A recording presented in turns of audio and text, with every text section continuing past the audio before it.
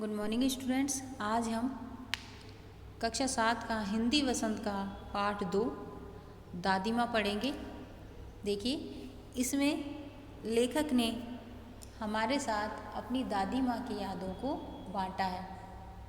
जब लेखक को अपनी दादी माँ की एक चिट्ठी मिलती है तो उसे पढ़ते पढ़ते उन्हें दादी माँ की याद आने लगती है कि बचपन में किस प्रकार से दादी माँ उनका ध्यान रखती थी और वह कैसे अपना जीवन जीते थे और उनकी दादी माँ कैसी थी। ये सारी बातें उनके दिमाग में आने लगती है। तो देखते हैं आज का पाठ। कमजोरी ही है अपनी, पर सच तो यह है कि जरा सी कठिनाई पड़ते बीसों गर्मी बरसात वसंत देखने के बाद भी मेरा मन सदा नहीं तो प्राय अनमना ही हो जाता है। मेरे शुभचिंतक मित्र मुँह पर मुझे प्रसन्न करने के लिए आने वाली छुट्टियों की सूचना देते हैं और पीठ पीछे मुझे कमज़ोर और जरा सी प्रतिकूलता से घबराने वाला कहकर मेरा मजाक भी उड़ाते हैं। देखिए, आज हर कोई व्यक्ति एक दूसरे का सामने अगर तारीफ करेगा तो पीछे से मजाक ज़रूर उड़ाएगा उसकी कमजोरी को देखकर। तो ऐसा ही लेखक के साथ भी था कि उसके मित्र उसे सामने से तो खुश करने की कोशिश करते थे, परंतु पीठ पीछे उसका मजाक भी उड़ाते थे। मैं सोचता हूँ, अच्छा अब कभी उन बातों को न सोचूंगा। ठीक है, जाने दो, सोचने से होगा भी क्या। और बरबस मेरी आंखों के सामने शरद की शीत किरणों के समान स्वच्छ शीतल किसी की धुंधली छाया नाच उठती है। और ये धुंधली छाया किसकी थी? लेखक की दादी माँ की। मुझे लगता है जैसे कुंवार के दिन आ गए हैं। मेरे गांव के चारों ओर पानी ही पानी हिलोरे ले रहा है। दूर के सिवान से बहकर आए हुए मोथा और साई की अधगली घासें, घेव और वन प्याज की जड़ें तथा नाना प्रकार की बरसाती घासों के बीच सूरज की गर्मी में खोलते हुए पानी में सड़न एक विचित्र गंध छोड़ रहे हैं। यानी कि चारों ओर, गांव के चारों ओर गंदा पानी भरा हुआ है और उसमें से बदबू आ रही है। रास्तों में कीचड़ सूख गया है और गांव के लड़के किनारों पर झाग भरे जलाशयों में धमाके से कूद रहे हैं। यानी कि उस गंदे पानी में ही बच्चे नहा रहे हैं। अपने अपने मौसम की अपनी अपनी बातें। आषाढ़ में आम और जामुन न मिले, चिंता नहीं। अगहन में चिवड़ा और गुड़ न मिले, दुख नहीं। चैत के दिनों में लाई के साथ गुड़ की पट्टी न मिले तो अफसोस नहीं। पर कुंवार के दिनों में इस गंधपूर्ण झाग जल में कूदना न हो तो बड़ा बुरा मालूम होता है। यानी कि लोग उसमें वो गंदे बदबू वाले पानी में नहाते जरूर हैं। मैं भीतर हुड़क रहा था। 2-1 दिन ही तो कूद सका था, नहा धोकर बीमार हो गया। यानी कि एक बार जब लेखक उस गंदे पानी में नहाए तो उनको हल्का बुखार आ गया था। हल्का ज्वर यानी बुखार। सर में साधारण दर्द और खाने के लिए दिन भर नींबू और साबू। लेकिन इस बार ऐसी चीज़ नहीं थी। ज्वर जो चढ़ा तो चढ़ता ही गया, रजाई पर रजाई, और उतरा रात 12 बजे के बाद। यानी कि अब की बार लेखक को जब बुखार चढ़ा गंदे पानी में नहाने से तो वह बुखार उतरा नहीं।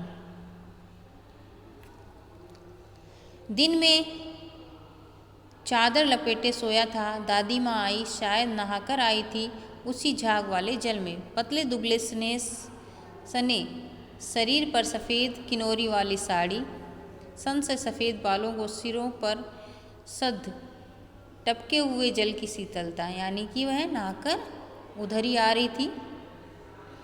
आते ही उन्होंने सर पेट छुए।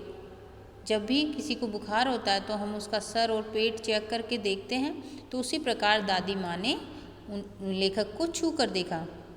आंचल की गांठ खोल किसी अदृश्य शक्तिधारी के चबूतरे की मिट्टी मुंह में डाली, माथे पर लगाई।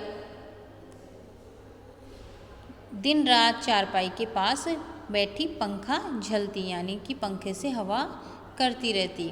कभी जलते हुए हाथ पैर कपड़े से सहलाती, सर पर दालचीनी का लेप करती और 20 बार छू छू कर ज्वर का अनुमान करती।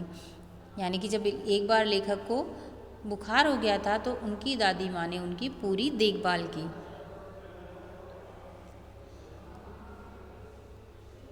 कीचड़ में मूंग की दाल एकदम मिल तो गई है, कोई बीमार के घर में सीधे बाहर से आकर नहीं चला गया। आदि लाखों प्रश्न पूछ पूछ कर घर वालों को परेशान कर देती। यानी कि जब भी कोई बाहर से आता या कोई छोंक लगाता सब्जी में तो दादी माँ उन्हें टोकती, क्योंकि लेखक को बुखार था तो वह उनके प्रति अपनी चिंता व्यक्त किया करती थी, उनको डांट कर। दादी माँ की गवई गांव की 50 किस्म की दवाओं के नाम याद थे। गांव में कोई बीमार होता उसके पास पहुंचती और वहाँ भी वही काम, हाथ छूना, माथा छूना, पेट छूना।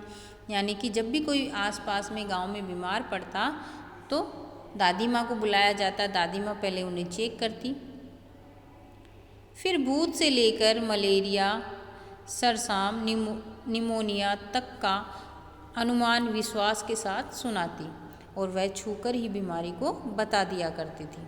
कौन? लेखक की दादी माँ।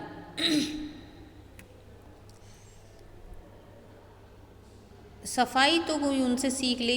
दवा में देर होती, मिश्री या शहद खत्म हो जाता, चादर या गिलाफ नहीं बदले जाते तो वे जैसे पागल हो जाती, यानी कि गुस्से से भर जाती। बुखार तो मुझे अब भी आता है, नौकर पानी दे जाता है, मेस महाराज अपने मन से पकाकर खिचड़ी या साबू कुछ भी दे जाता है, डॉक्टर साहब आकर नाड़ी देख जाते हैं और कुनेन मिक्सचर की शीशी की तिताई के डर से बुखार भाग भी जाता है।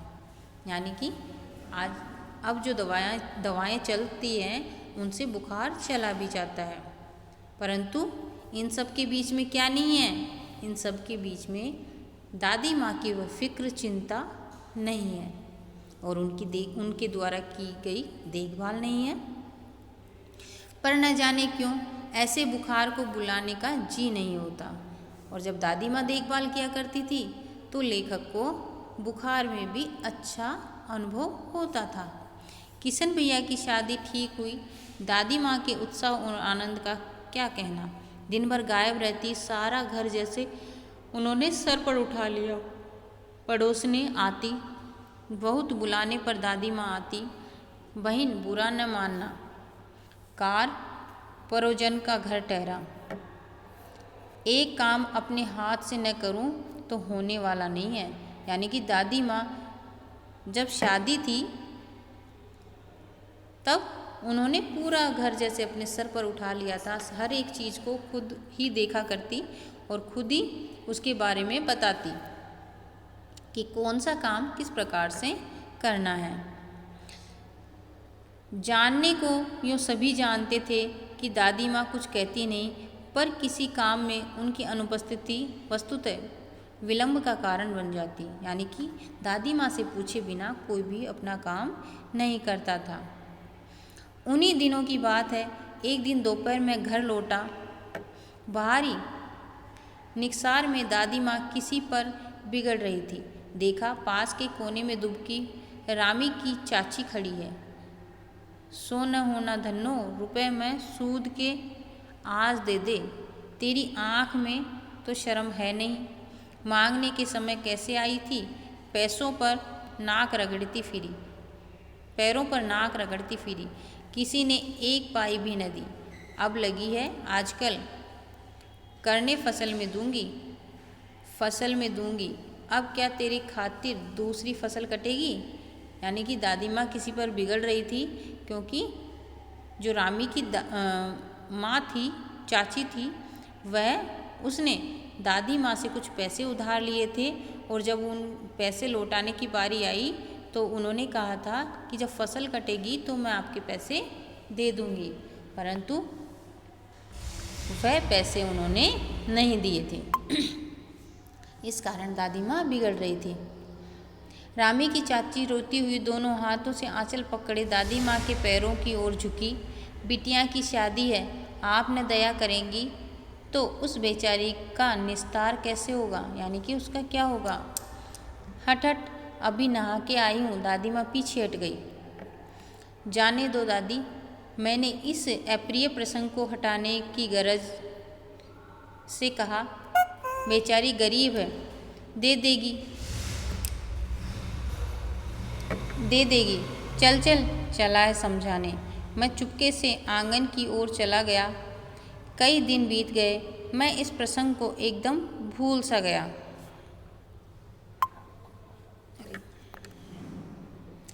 मैं इस प्रसंग को एकदम भूल सा गया।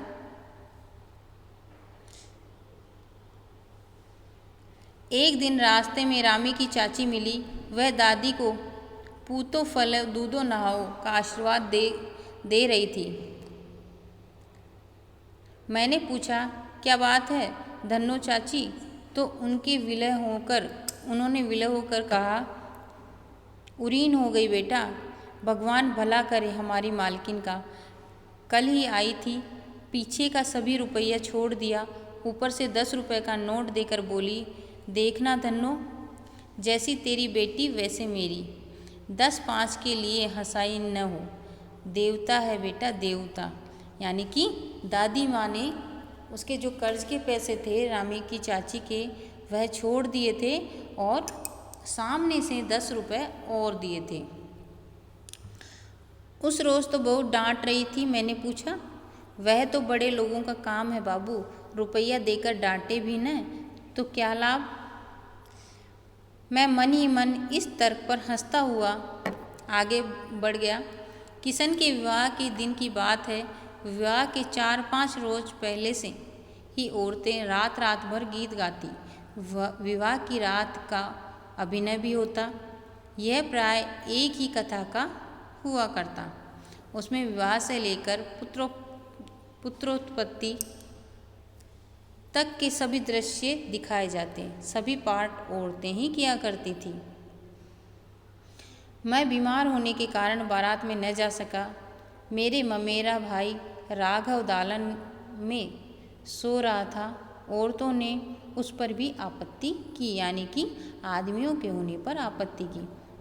बारात में जाने के बाद जो एक एकांकी रस्ती है औरतें, वही हो रही थी। दादी माँ बिगड़ी, लड़के से क्या पर्दा, लड़के और ब्रह्मा का मन एक सा होता है। यानी दादी माँ ने उन औरतों को डांटा क्योंकि लेखक की तबीयत क्या थी, खराब थी, इसलिए। बाकी हम कल पढ़ेंगे। धन्यवाद।